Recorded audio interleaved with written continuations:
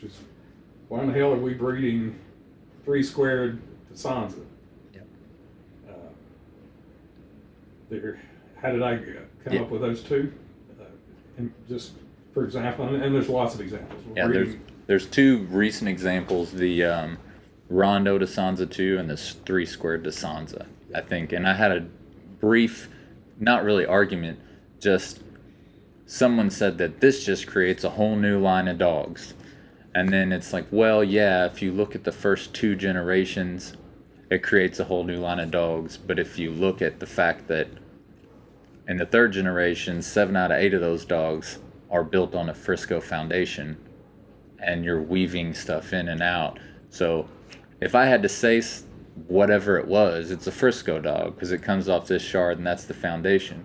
But I couldn't really say it's a Frisco dog because there's other things. So I was more interested in what you would call it and how you can explain the when and the why for these situations. After having produced so many successful animals using a variety of formulas on this yard, one thing that I've come to have a great amount of confidence in is don't underestimate the impact of even a little bit of Frisco blood on making a bloodline succeed. There's magic in the Frisco genes. Almost everything, as you've implied, almost everything here on this yard has a goodly amount of Frisco blood in it. People are fond of trying to characterize their lines that even are predominant of Frisco. They'll characterize it as whatever second bloodlines in it. For example, the El Negro dog's a great example. There's more Frisco than anything else. Maverick, close second, but there's magic in Frisco blood. And in some ways, the Sansa and Sansa 2 breedings are an attempt to answer the question, how thin can you spread the Frisco blood and still benefit from the greatness that lies therein? So, yeah, we've done a lot of close breeding over the years, and decades of it. And I think a lot of people who have bought from us have benefited greatly from being able to come to us, get a known commodity from 2 different families, and then take them out and breed them together, have hybrid vigor from hell. Just animals that are just freakish. But that didn't absolve us of the responsibility to maintain the families that have earned the right to exist as families, not just as random great individuals. So anyway, we have gone many years without doing much crossing, and I think that you periodically have to do some crosses and then identify the great animals and then work them back into their component families. We're not abandoning the family concept by no means. I still believe in it to the nth degree. With my dying breath, I believe that the dogs need to be maintained in families. That was my next question, was how do you choose what to bring in? Like, you have had the success of bringing in the Red Boy family, the Teteray family, and the Blacker family, and you've had success with all of those families. They have made champions, grand champions, and yeah, you can't do better than that. The difference between good and great. So how do you make that decision when maybe there's a dozen families that are producing dogs that aren't on your yard? How do you pick the one that will best suit your yard? Because it's been successful what you've done. So, well, there's a couple of things that impact that significantly. I've always been a little wary of crossing. If you got some breeders that are just adamant and saying, "I'll just breed the best of the best." yeah. and then hope for the best. Yeah, what's your argument against best to the best? Well, it's just an endless series of outcrosses. Yep. And you're deluding yourself with the belief that that hybrid vigor is somehow going to be endless. Well, you spend up all that hybrid vigor in 2 or 3 generations, and then you're back without the possibility of hybrid vigor, staring eye to eye at the actual worth of the genes in your dog without being souped up by hybrid vigor. But to get back to your other question, how do I decide what I bring into the program? Almost anything I brought in is already heavily made up of something that I've had my hands on and know intimately firsthand. The blacker dogs, that's Midnight Cowboy through Cracker Jack. And the El Negro dogs, heavy in the same blood. So, I managed to bring back the same family of dogs and bring along, it's a way of double dipping. I'm able to bring back the desirable recessives from the Eli family with a little bit of hybrid vigor added to it by virtue of it being bred 5 generations through a different route. You got to go back 5 generations to get back to Midnight Cowboy and Bully Son, but nevertheless, they are from the same basic source. So whenever I have that coming into play, then I will choose to bring that in rather than something that's just off of something that's totally unrelated. So it's a way of, again, double dipping and hedging your bets. 2 of the true superstar dogs in terms of performance, and ultimately I think will be in terms of producing, we've had a very large role in producing. One's the Black Angel dogs. The father of Black Angel was Garner's little gator. Didn't say any other name. I said Garner's little gator because that's who he was. And I also bred the Midnight Cowboy dog on the bottom side of that same pedigree. I owned Brewer's Cowgirl. She was bred to Cracker Jack to produce one of the key dogs on the bottom side. You seldom see that honored, but the truth of the matter is I'm responsible for somewhere in the neighborhood of 70% of the genetics behind Black Angel, and also LT to Ray. So we like those. We know what they are. We know where they came from. We have confidence. We have first-hand experience with those dogs, and we know how they breed. So I will bring blood that I've already had my hands on, and it's been washed through my hands, and I know what it is. So already having genetic relevance to the yard is a key component. So all the years that you spent maintaining the foundational blood, then your blood goes out into a population, just speaking from like a kind of small scale evolutionary perspective. You breed a bunch of dogs, they go out into the population, and the population crosses the dogs, and you keep the foundation. So then you can reach back into the population and pull back into the foundation. And that gives you an advantage over all the people that weren't holding foundations of dogs, because they have nowhere to reach back to. Yeah. At the end of the day, this is a big numbers game. Yeah. This is a big overlapping statistical problem.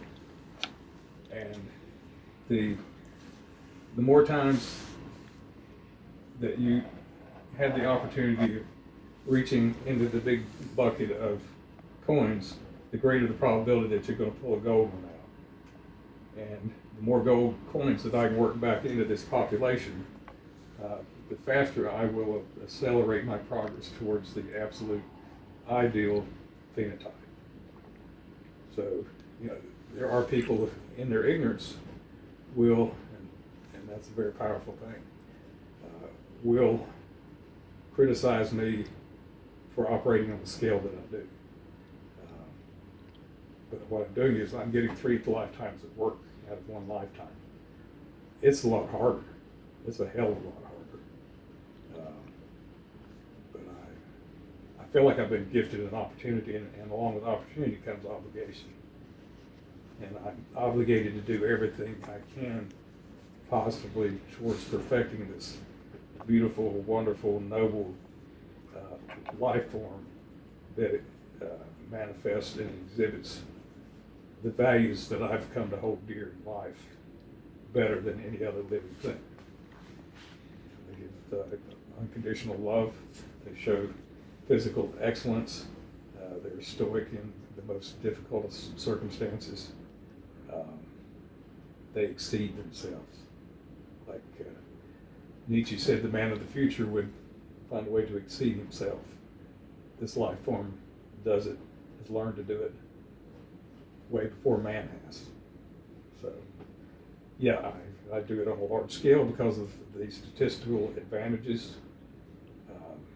I'm able to try many different things. I'm able to get my hands on animals that I have produced that are 3-4 standard deviations above the mean. They exist on a different plane. And the more that I can, using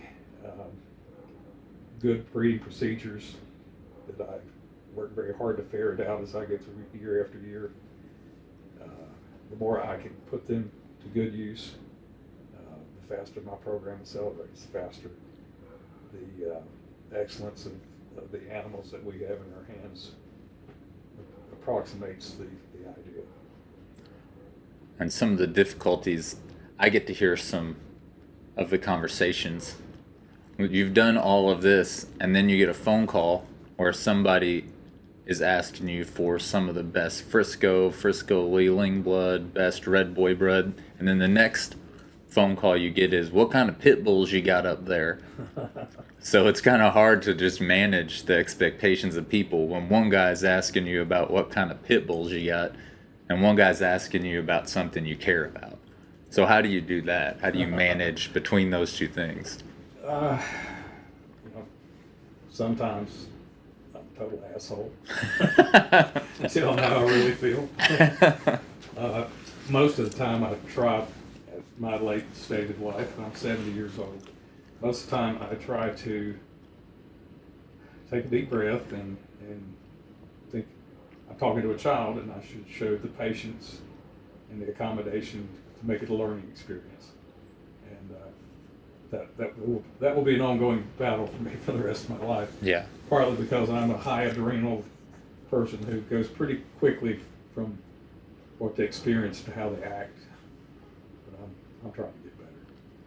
But you're answering the phone too. Like, this is the difference between somebody that's done something for 50 years, where you'll talk to both people. Even if you get aggravated, most people would just have somebody to answer the phone for them because they don't know.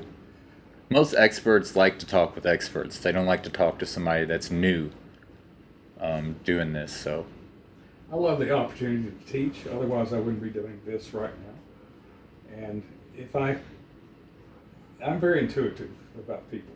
I've spent a significant amount of my life working as a psychologist, and I'm very intuitive. And if I hear in the early words of conversation from a person that they are not coming at me already knowing everything, and they're going to kind of tell me how it is, yeah, they're coming at me hungry to know, then that puts me in a totally different place.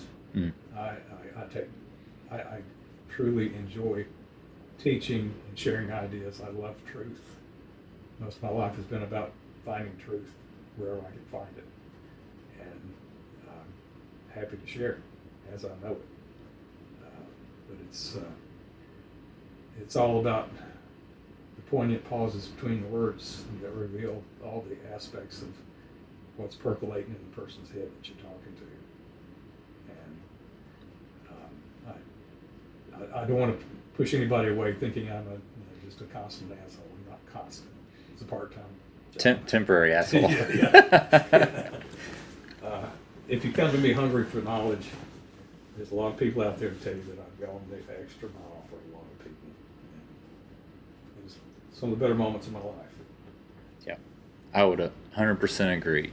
I've heard enough conversations, and I don't know if it's sometimes people are just nervous, but they get you on the phone and they just start talking and talking and talking and talking and talking. And I'm just like, well, if I ever wanted to understand something or I wanted to get the best off of your yard, I think I would just ask you a question and let you talk. I mean, because everything that people say when they're talking and talking and talking is stuff they already know. Like, well, did you think you were going to call and teach Tom all the things you already know? Like, what's the point of that for the customer is my idea. Is like, why wouldn't you just call and then just get as much information as you can so you can make a good decision? So, but whenever people call and they ask questions and they listen, it seems like a great conversation. And there's just not that much time for you to be learning from every random person that calls, I guess. It invokes memories of probably about 5% of the people who come here.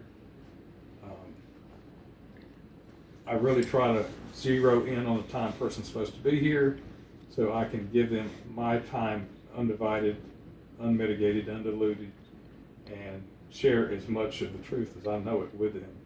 Show them as many dogs, as many aspects of their facilities, philosophical ideas, try to make it a memorable experience. And for some people, it's almost religious. I have people virtually crying on their way out because they've added so much to their body of knowledge. But then you have the 5% that come here with their dog papers, and they want to spend the whole time showing me their dog program. And it just kind of seems, do you not understand that this is just a little convoluted? It's not that I'm not interested. Yeah. I'm interested in everything related to pit bulls. But in terms of why you're here, why you chose to come here, it's because you want to not have to learn everything in the next 10 years the hard way. Yeah. You want to be able to come here and get a diagram of the wheel. You don't want to have to reinvent it yourself. And I'm eager to pass that along. One of the greatest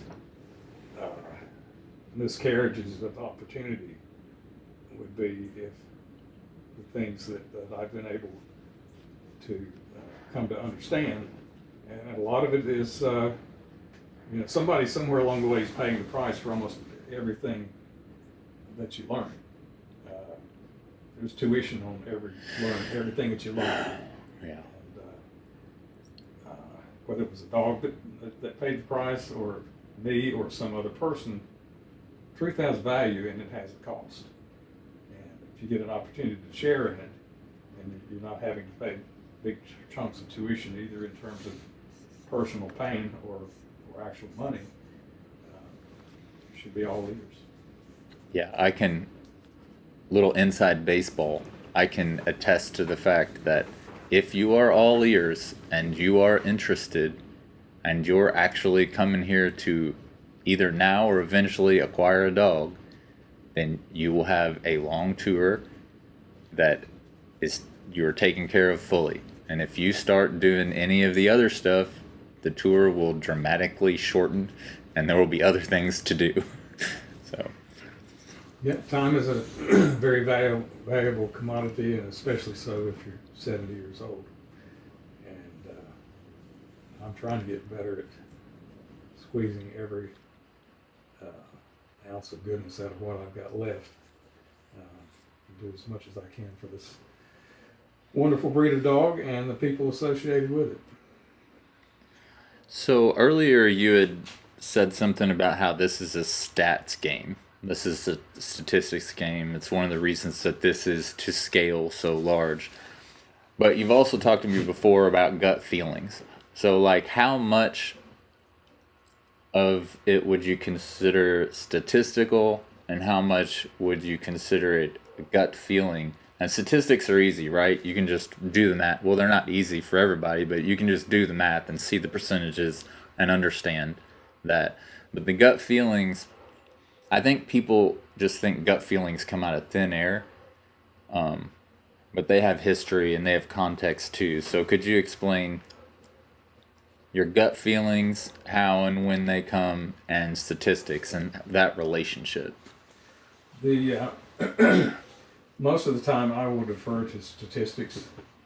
Um, and sometimes the statistics will confirm or refute my gut feeling, because both these processes are running parallel all the time. I'm looking at all the problems that exist, all the challenges that exist in managing a population of dogs, and I'll have a gut feeling about something, and then I'll look at what the numbers say.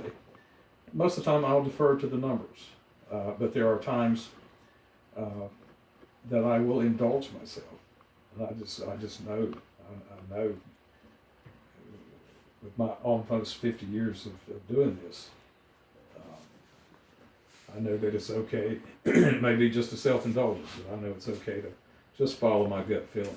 And sometimes the statistical issues are so complex, there are so many variables that you'd have to have artificial intelligence to sort it all out. And it's those times that I become the artist, in which I'm packaging the data that's at my fingertips and has accumulated over my many years. I'm packaging it into a gut feeling, and that is art. The breedings that I did with Sansa and Sansa 2, they were, while I took into consideration the common thread of the Frisco blood through all the contributing elements, I just like the idea of breeding that 3-squared dog that can bite through bricks to that incredible, unstoppable lightning bolt that we call Sansa. She is incredibly driven, just unstoppable, totally unyielding. And the three-squared dog has the same characteristics that add to that, literally can bite through a brick. And you can study his head structure. I didn't invite you to do that. You see it's a little bit unique. The muscle attachment points are a little different. The angulation of the jaw muscle, the amount of mass, fast twitch mass in the jaw muscles, the angulation of the muzzle into the forehead, into the stop. It's just, you can't look at it and not think of bears and wolves and even vipers, the critters that Mother Nature perfected and that needed to be able to bite incredibly hard. So, yeah, I liked it in my gut. I'm here to confess. My gut told me, yeah, do that. Same is true with Rondo, who's just a fantastic animal, bred to Sansa too. Wait and see. That's what I always say, wait and see. I'll be getting me a report card down the road, and I look forward to seeing it. Well, some of the gut feelings have definitely worked out. There's dogs like Handsome and Hulk and Buck, and if you look through there, you'll find the Frisco, and then you'll find the new additions. What are a couple of the gut feelings in the past that have worked, and what's one that worked and one that didn't, just to give contrast? I know you've said some of the early Jeep attempts didn't work out like you wanted, but maybe there's other ones that... Well, back whenever I had Jeep's sister, Missy, I was kind of fumbling in the dark. I mean, I wasn't really so much testing theory as I was, let's see what sticks. Besides the dogs. Yeah, right. Yeah. And Missy was misrepresented to me from the beginning. She didn't have the perfect resume that it appeared that she did. So that left a bad taste in my mouth. In terms of historically, combinations that should have worked but didn't, you look at everything that was bred to Arts Missy, Bully Son to Arts Missy, produced a number of great dogs that played a huge role in creating the current pit bull landscape. But then we breed Bully Son back to Miss Spike, or it's Missy's mother, nothing but garbage. So it can be a little tricky. In terms of probably the worst breeding that that I ever did here was Chinaman to Crenshaw's Missy. Yeah, you'd think, okay, sister to Jeep, Yep. bred to the great Chinaman. How can it be anything but incredible? There was maybe 3 males, and then there was a female born without a tail. You would think that'd be pretty much of a cross. Why you got a little nubby tail? Her name Oldie was Nubby, and some of you may know her. She ended up in Chan's hands out in California, and she only did, whenever she was bred herself, produce good dogs. But she herself and those males, phenotypically, they were duds. I mean, they looked fine. They had no drive whatsoever. Absolutely no prey drive. I won't say that I didn't really even keep up with the males after a certain point. But that's probably the biggest surprise that I can think of right off the top of my head. What about gut feeling off the top of your head that worked out best? Well, whenever I acquired Chinaman, and I look back at, I watch pedigrees, everybody else's pedigrees to the extent that they share them.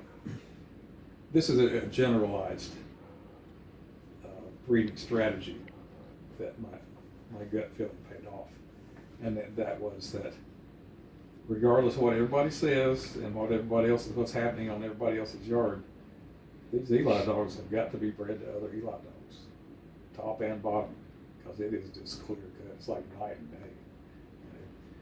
In breeding Chinaman, I did a lot of crossing with him in the beginning, and it was only when his offspring started getting bred back to him, and half brothers and half sisters started getting bred out in the real world, that it became abundantly clear that the gut feeling of breeding these and getting bringing the desirable recessive genes to the forefront, that is where the magic's at.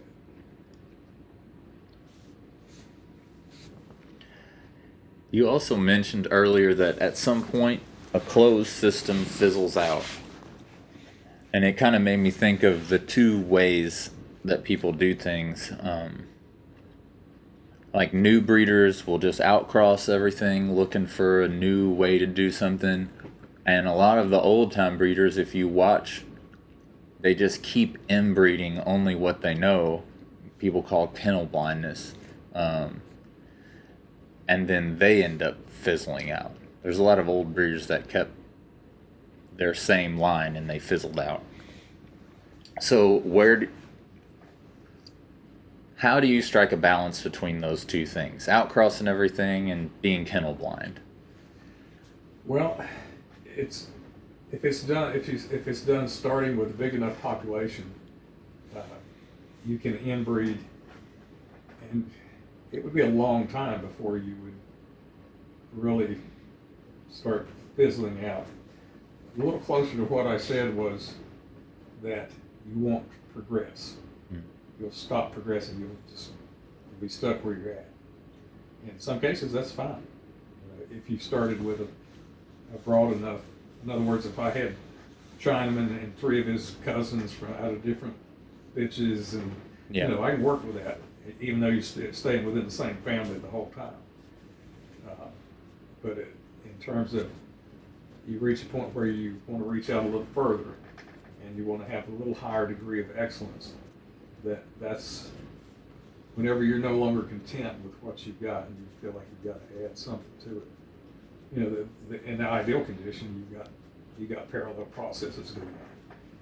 You know, you are breeding some to maintain the status quo of the intact family. You're breeding some with the outcross to try to extend your reach, to have phenotypical representation that is superior. So it comes down to it's a judgment call, and that gets back to that old gut feeling. Well, making a subjective judgment involves some of that. Usually it's some judicious blend of what the numbers say and how it feels in the gut.